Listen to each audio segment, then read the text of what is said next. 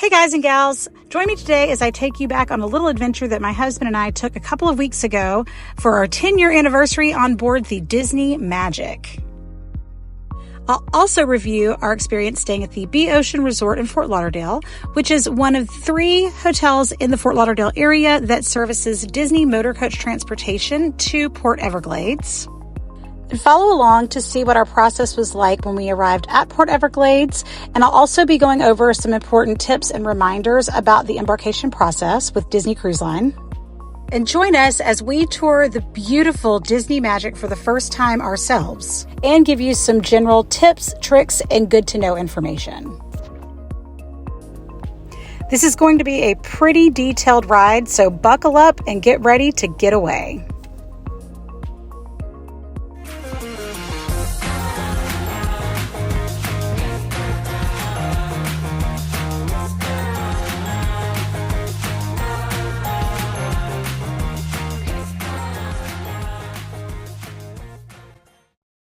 Hey everybody, I am here at the Ocean Hotel and Resort that is on the beachfront in Fort Lauderdale, Florida. We are about to head out on the Disney Cruise Line motor coach that is going to take us over to Port Everglades, and then we are going to be boarding the Disney Magic. So I'm going to take you on a quick little tour of the hotel. I apologize for the quality of the video. I have a stabilizer and a microphone, and of course, none of it's working today. So we're just going to skip all of that and just use some handheld, good old glorified cell phone video. But I'm going to take you on a tour of the hotel first and let you kind of get an idea of what this hotel has to offer. And then we're going to be boarding the motor coach and having an embarkation day adventure. As you enter the main lobby, you're going to notice everything is very chic, shiny, newly refurbished. There's a classic themed bar here called the Rec Bar. A movie was filmed here back in the 90s called Analyze This. They actually feature live swimming mermaids, but they do treat this more like a theater. They only have it open certain days of the week. They sell tickets, so you must check the website to make sure that if this is something you want to take part in, that it's actually even available while you're staying.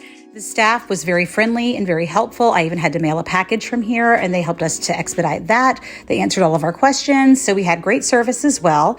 And as you can see, all of the amenities in here are beautiful, clean, shiny, and new. But we did find that that wasn't the case in all of the areas of the other buildings. So we'll talk about that in a minute.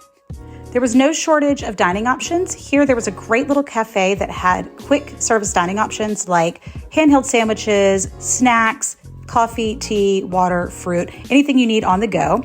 There was a great little bar here where we had some cocktails and enjoyed some elevated bar food like Kobe beef sliders. And then there's a full service seafood restaurant where we didn't get a chance to dine.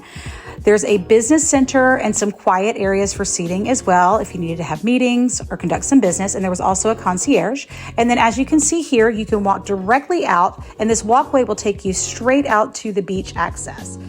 Unfortunately, I was not able to go out here and fully film the entire beach area, but it was for a good reason. We were here for our 10th anniversary. So when we were on the beach, we were actually there to renew our vows. So as you can see here, the beach area is very broad. It is a little bit of a walk. It's actually so wide to get down to the actual ocean. But as you can see, it's not very congested. It is a private beach area. We were able to get all these great photos without a lot of people in them.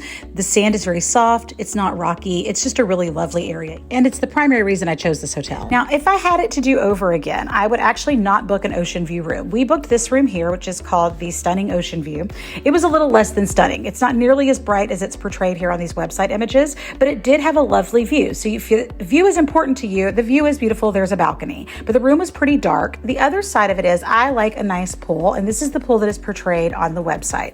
It faces the ocean, so you would think this is the pool that you're getting when you book an ocean view room. So it's pretty deceiving because you think you're getting this great pool bar and this great pool when you look on the website, because it would make sense that the pool that's facing the ocean would be in the Ocean View Tower. But unfortunately, this is the pool you get when you book an Ocean View room. Not only can you not see the ocean, you can barely see the sun because the buildings around it are blocking all of the view. And aside from that just aesthetically not being great for the pool, it also created a problem in this whole area that all of the area here felt very damp, including all of the rooms. Our room felt very damp, and in the hallway by the elevators especially, it felt like nothing had been renovated in that area, and there was a very strong smell of mold. So if I were to stay here again, I would choose a room maybe on the marina side where I believe the rooms are a little bit newer, a little bit brighter, a little bit more renovated and updated, and that also would have allowed us to be closer to to the other main pool that actually faces the ocean and has sunlight throughout the day. Something to know whenever you're using Disney transportation to go to Port Everglades is that you're going to come into the lobby and you're going to find a help desk here in the lobby. And so there's someone that is manning the desk that can actually help you with all of your questions about your luggage, about your embarkation process, making sure that you fill out your health questionnaire in advance before you head over to the port, and then letting you know what to do from that point on as far as when you're going to wait, where you're going to wait, and what time you're going to be getting on the motor coach. Prior to that, and something that I found a little bit strange is that you don't have a lot of information that comes in advance of that. It's really through the hotel that you're going to get most of that information. So as opposed to getting lots of emails and updates and things like you normally would with Disney, this was a little bit more vague for me. So it was a little bit stressful for me. I like to have everything super planned out. So that's something you just have to know is that when you get to the hotel, you're going to get your information on that. In the morning of departure, you're going to have your luggage tags that have been pre-mailed to you in advance, ready to go. I actually purchased some little clear plastic covers to put on mine from Amazon and had those attached to my suitcases. So that way, whenever someone comes to knock on your door, they'll pick up your bags at approximately 8:30.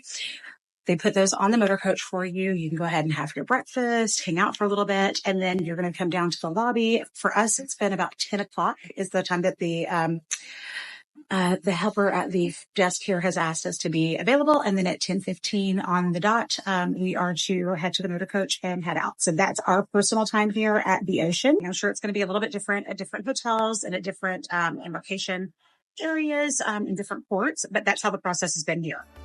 Now, like anybody, I get really excited to see a Disney Cruise Line motor coach pull up to take me to the port. However, just know that you're not always going to have an actual branded motor coach. We just had a plain motor coach, which was great. It was clean, it was efficient, everything was ready for us. They took us over, and it was a perfectly fine ride over to the port. My husband is so excited here. When you get to the port, make sure that everything that you have packed to bring with you onto the ship is easy to carry for a long time. You don't know how long it's going to be before you get into your room.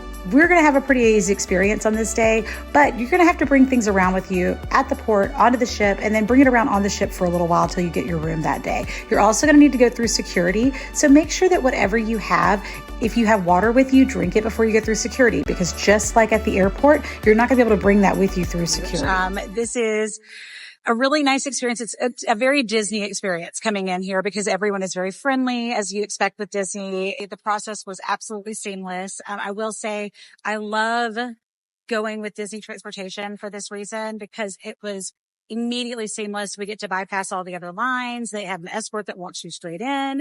So because we were with Disney transportation as well, we get to board immediately after the priority guests. So we're still kind of in that priority boarding group.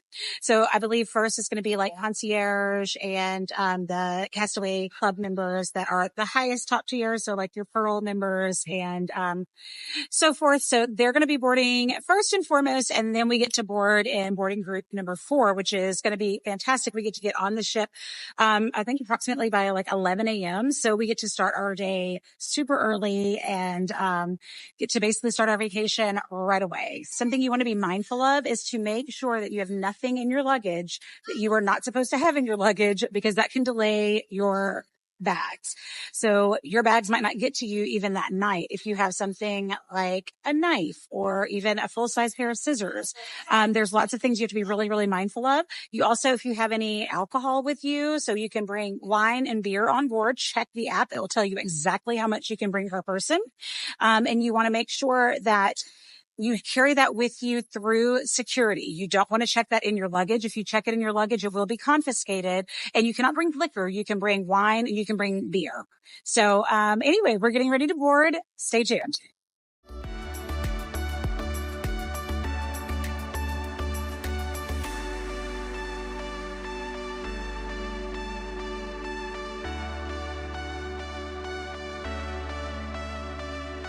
Please welcome aboard the Brady family.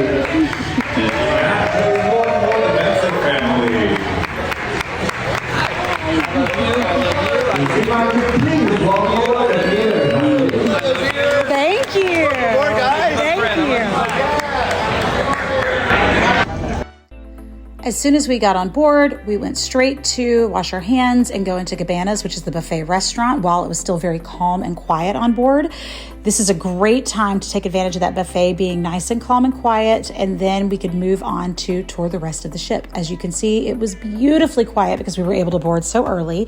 So we were able to really take in how beautiful this ship is and how well cared for the ship is.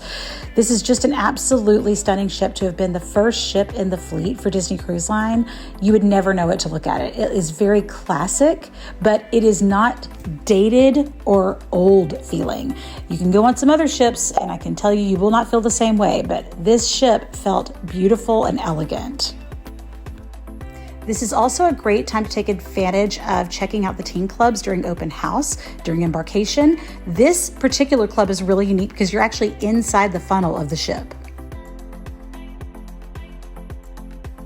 And because we're on our anniversary cruise, we were going to be spending quite a bit of time in the adult-only areas. So this is the Cove Cafe, which is adult-only, and then there's also the adult-only pool and bar area as well.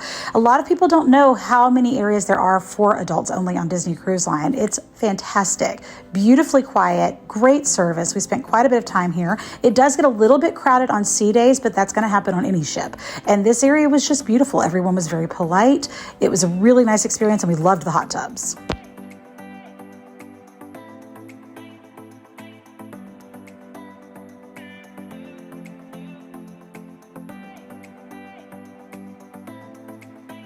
Our room was ready for us right at 1 o'clock like we were told it would be. We had a deluxe ocean view, which has a large porthole. We were on the second deck.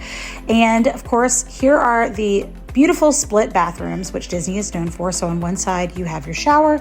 On the other side, you have your toilet and your sink. So that way, if someone has to use the restroom and someone is using the shower, you're not running into each other or running someone out. There's great storage, and the hangars were nice. Everything was in great shape. There was plenty of places to put our luggage. Now, our luggage had not arrived yet. It didn't come until a little bit later, which is not uncommon. But everything else was ready to go in our room. So we actually got the romance package for 2, which came with champagne. They had wine glasses ready for us. It came with 2 robes, which you'll see my husband obsessing about later. And I got the water package, which is insanely overpriced, but I have to have bottled water in my room. So that's just a preference. I foresee that coming to the spa with us. I can see. Oh, we got to go check out the rainforest room in the spa too. We still haven't done that. Well, we have the rainforest package too, so we get to go do the hot and cold scented showers and the sauna and the. When do we get to go do that? Whenever you want. Like all the time? The whole time we're here, yeah. The whole time? Yeah. Oh, wow. We have full access the whole time to the rainforest room. That's great. Your Hey Dudes match. I know. Turn around, give me a fashion show. The backlighting is keeping me from being able to see your face. Oh, yeah. This is who you are now? That's who I've always been.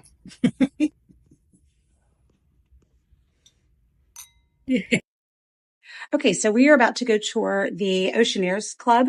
This is going to be available only for adults to come in to tour on the very first day of embarkation. They do something called open house, which allows adults to go in with their children and tour the facility, introduce the kids, let them get comfortable with the space, kind of teaches you where everything is going to be. It lets you see what the check-in process looks like. And then from that point on, after open house closes for the evening, then there is no more grown-up or adult time in the Oceaneers Club or the Oceaneers Lab. So we're going to go tour that now. So Disney Cruise Line is absolutely famous for their kids clubs for obvious reasons. You're getting the Pixar theming. You are getting the classic Disney theming. You are getting storytelling at its finest, which is what Disney is known for. Now, there's 2 sides and versions of the kids club. There's the Oceaneers Club, and then there's the Oceaneers Lab. These clubs are both for children who are between the ages of 3 to 10 years old. That did change recently from 3 to 12, and now it's for 3 to 10 years old.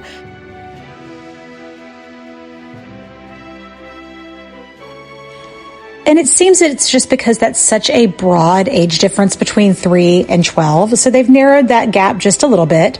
But the Oceaneers Club is going to be a little bit more geared to slightly younger experiences, or just more storytelling experiences. So think of arts and crafts, character interactions, story time, just activities that are leaning a little bit more towards that immersive themed play.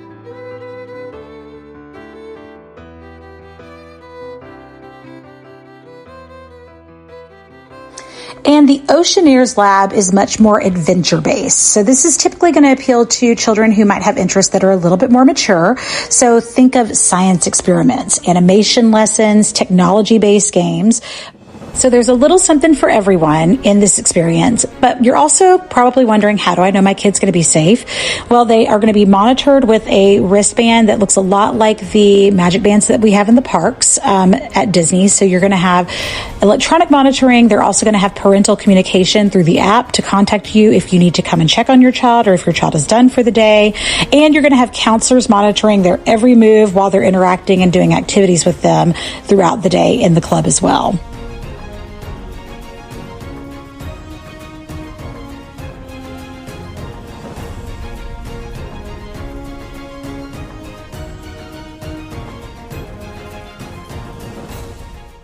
So after we checked out the kids clubs, we went up to the pool deck. We checked out some of the quick service dining. We had some great quick service. There's lots of options. You're not going to have any shortage of food on a Disney cruise, that is for sure.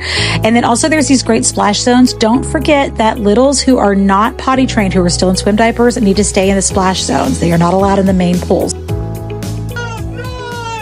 And after all that exploring, it was time for the Sail a Wave party.